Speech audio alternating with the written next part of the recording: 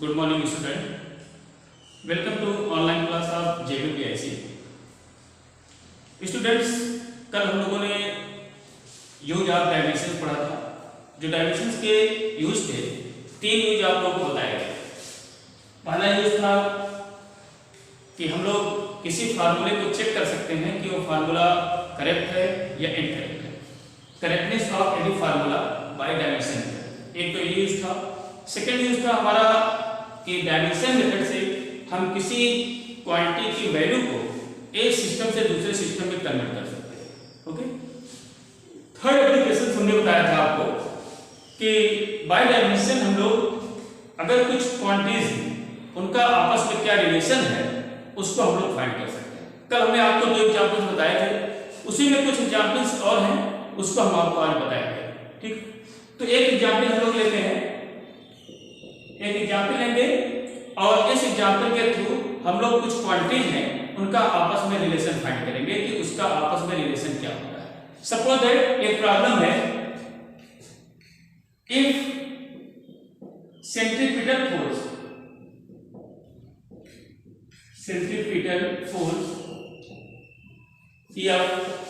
of a moving body is depend upon mass of body m, speed of body v, and radius of circular path r. Then find the formula for the force. Then find formula for force. तो problem हमारी क्या हो गई? Example है, if centripetal force F of a moving body is depend upon mass of the body m, speed of the body v, and radius of the circular path r, then find the formula for force. Means क्या है? एक body है, उस पर जो force F apply होता है वो फोर्स डिपेंड करता है किस पर? बॉडी के मास m पर, बॉडी की स्पीड v पर, और बॉडी जिस पाथ पर मूव कर रही है सर्कुलर पाथ पर उसके रेडियस r पर। तो आपको फार्मूला F के लिए फाइंड करना है। आपको बताया गया था कि सबसे पहले हम मेन क्वांटिटी ढूंढेंगे कि किसकी डिपेंडेंसी शो कर रहा है। तो डिपेंडेंसी किसकी है? फोर्स की। डिपेंडेंसी किसकी है? फोर्स की। और किस पर डिपेंड है? Mass of the body m, speed of the body v, and radius of the body circular path r। इन तीन क्वांटिटी पर डिपेंड कर रहा है। तो हम लोग लिख देंगे F proportional to m v r। जो फोर्स है वो इन्हीं तीन क्वांटिटी पर डिपेंड कर रहा है, mass m, speed v, radius r। तो हम लोग तुरंत लिख देंगे F proportional to m v r। अब इसके बाद हम लोग इसके डायमेंशन इमेजिन कर लेंगे। Let dimension of m is x, v is y, and r is z। m की x है, v की y है और r की z है। तो हम लोग क्या लिख सकते हैं? यह proportional to m to the power x, v to the power y, and r to the power z। तो फर्स्ट लाइन हम लोग यही लिखते हैं, F proportional to m v r वही लिखेंगे। और जो हमने इमेजिन किया हुआ है कि मान लेते हैं m की पावर x है, v की पावर y और r की पावर क्या है? z। अब हम लोग वही x, y और z की वैल्यू फाइंड करेंगे। x, y, z की वैल्यू फाइंड करके इसके ऊपर वैल्यू लिख देंगे, फिर वो फार्मूला आपको पता चल जाएगा कैसे आएगा। ठीक है, अब इसके बाद क्या करेंगे? F इज इक्वल टू लिखेंगे, और जब इज इक्वल टू आता है तो एक कांस्टेंट k आता है और ये आ जाएगा m to the power x, v to the power y, and r to the power z। ये हो गया। इसके बाद हम लोग क्या करते हैं, दोनों साइड की डायमेंशन लिखते हैं। Dimension of both sides, dimension of both sides. अगर दोनों साइड की डायमेंशन लें तो लेफ्ट साइड में क्या है, फोर्स है। फोर्स की dimension m l t minus 2, तो फोर्स की डायमेंशन लिख देंगे m l t माइनस 2, और इसके बाद कांस्टेंट k है, मॉस m है। जो मॉस होता है उसकी डायमेंशन क्या है, कैपिटल M। इसकी डायमेंशन हमने किया कैपिटल M और इसकी पावर क्या हो गई x। v क्या है, स्पीड है, और स्पीड की डायमेंशन क्या है, l t माइनस 1, और इसकी पावर हमने क्या ले लिया y। r रेडियस है, रेडियस मींस लेंथ है, तो लेंथ के लिए हम लोग कौन सी डायमेंशन यूज करते हैं, l, और इसकी पावर क्या हो जाएगी j। क्लियर। फोर्स की डायमेंशन, मास m की डायमेंशन, v की डायमेंशन और r डिस्टेंस है, इसलिए इसकी डायमेंशन क्या हो जाएगी l। अब इसमें m l और t इन सबको अलग अलग करते हैं। तो अगर लेफ्ट साइड में देखें तो m अकेला है, m को ऐसे लिख देते हैं, l भी अकेला है, और जो t है इसकी पावर माइनस 2। इधर देखते हैं k, m को अगर हम लोग देखें तो m केवल x में है और कहीं पर नहीं है, तो m की पावर x। l कहां पर आएगा, l y में भी है, z में है, तो l equal to y plus z। और t कहां पर है, t की पावर यहां कितना है, माइनस 1। क्लियर। t केवल -1 में है, तो -1 इंटू y कितना रहेगा, -1। अब क्या करेंगे, m l t इधर हो गया, इधर हो गया। अब इधर m की पावर कितनी x और इधर m की पावर कितनी 1, तो हम लोग लिख सकते हैं by comparing powers of both sides, both sides.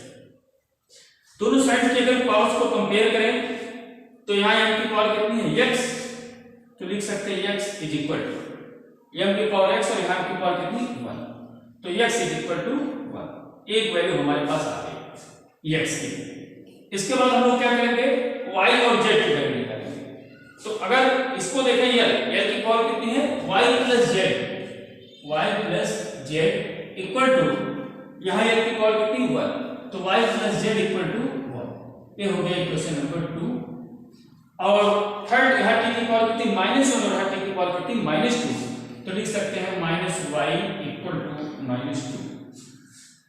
तो -y कैंसिल हो गया और y की वैल्यू कितनी आ गई, x की वैल्यू 1 आई, y की वैल्यू 2 आ गई। अब z की वैल्यू फाइंड करना है, तो इस इक्वेशन को हम लोग ऐसे भी लिख सकते हैं, z is equal to 1 minus y। ऐसा लिख सकते हैं ना, y plus z equal to 1, तो z equal to 1 minus y। तो 1 माइनस y अगर करें तो 1 माइनस y, y की वैल्यू कितनी 2, तो 1 माइनस 2, तो y इक्वल टू कितना आ जाएगा -1। तो देखिए स्टूडेंट्स, हम लोगों के पास x की वैल्यू आ गई, y की वैल्यू आ गई, और y यहां पर z की वैल्यू आ गई, यहां z की वैल्यू आ जाएगी -1। तो x y z ये तीनों वैल्यू हमारे पास आ गई। अब यही x y z की वैल्यू यहां पर हम पुट करेंगे, ठीक है। तो f is equal to k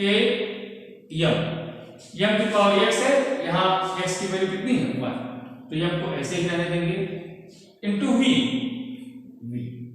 v की पावर y और y की वैल्यू कितनी है 2, ऐसे लिख दिया।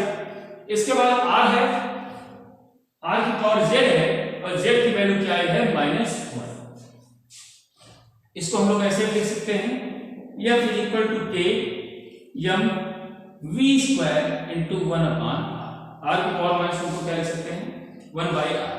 अब इसको अगर मिला दें हम लोग एक साथ तो लिख सकते हैं f is equal to k m v square upon r, where k is a constant. k constant है और इसकी वैल्यू हर जगह अलग अलग होती है, और यहां जो आती है वैल्यू 1 आती है। तो f इज इक्वल टू क्या आ जाएगा formula m v square upon r। ये सेंट्रीफ्यूगल फोर्स का फार्मूला है, आगे आप लोग पढ़ेंगे सेंट्रीफ्यूगल फोर्स फोर्स के बारे में, तो वहां पर आएगा F is equal to mv square upon r।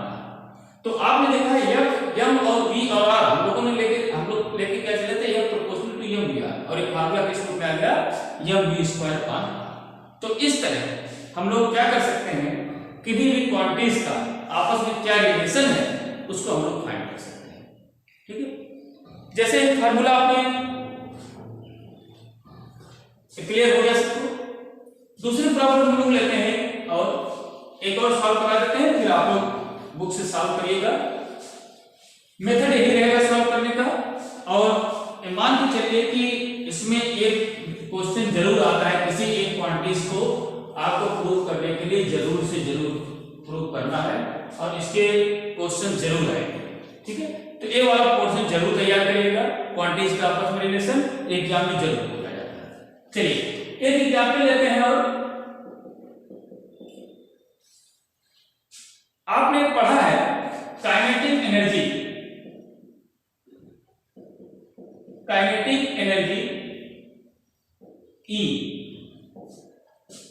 E of a body is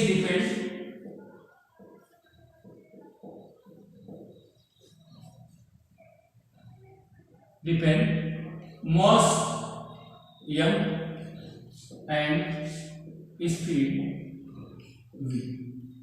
Then find formula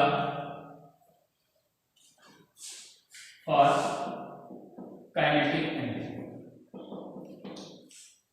question क्या है हमारे पास, if the kinetic energy of a body is E is depend mass of the body m and speed of the body v, then find the formula for the kinetic energy of the body। तो अब kinetic energy हमको क्या निकालनी है body की, और depend किस पर करता है, मास m पर और v पर। तो हमारी मेन क्वांटिटी कौन सी है जिसकी डिपेंडेंसी को शो कर रहे हैं, तो डिपेंडेंसी कौन है E, तो हम लोग लिख देंगे E प्रोपोर्शनल टू। अब ये डिपेंड किस पर करता है, मास m पर और स्पीड v पर, तो हम लोग लिख सकते हैं ये proportional to m into v। Power imagine कर लेंगे, E प्रोपोर्शनल टू m की पावर x कर लिया और v की पावर क्या ले लिया y।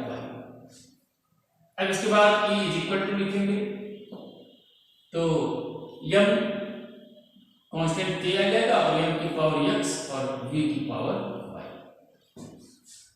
इसके बाद क्या करते हैं, दोनों साइड की डायमेंशन ऑफ बोथ साइड्स, तो डायमेंशन लिखेंगे। काइनेटिक एनर्जी की डायमेंशन क्या है, काइनेटिक एनर्जी भी वर्क की तरह है, क्योंकि एनर्जी भी वर्क का एक फॉर्म है, इसलिए एनर्जी की भी डायमेंशन वही होगी जो वर्क की होगी। तो वर्क की डायमेंशन क्या है, m * t पावर -2, यही वर्क की भी है और एनर्जी की भी। एनर्जी चाहे जैसी हो, चाहे काइनेटिक हो चाहे पोटेंशियल हो, इन सब की डायमेंशन क्या होगी, m * t-2। कांस्टेंट k है, मास m है, तो मास के लिए डायमेंशन क्या यूज करेंगे, m, और इसकी पावर क्या हो जाएगी x।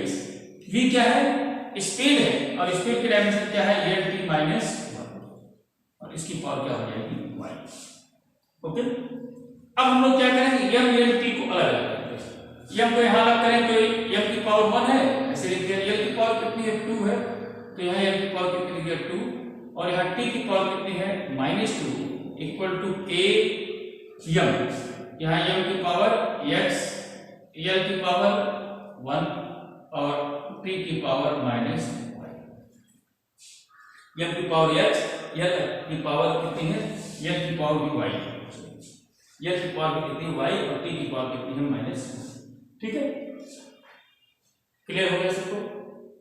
ठीक है, अब क्या करेंगे, पावर्स को कंपेयर करेंगे। ठीक है, पावर को कंपेयर करने के लिए क्या करेंगे, m की पावर कितनी है, x, और यहाँ m की पावर कितनी है, तो x इज इक्वल टू 1।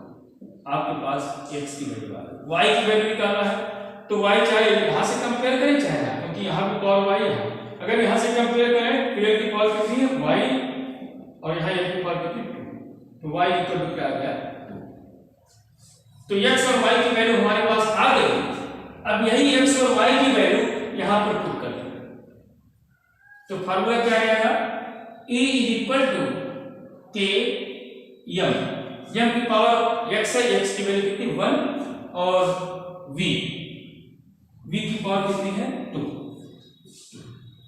तो E = k m v square है और where k is a constant which value is 1/2, ये कांस्टेंट है, इसकी वैल्यू कितनी है 1/2।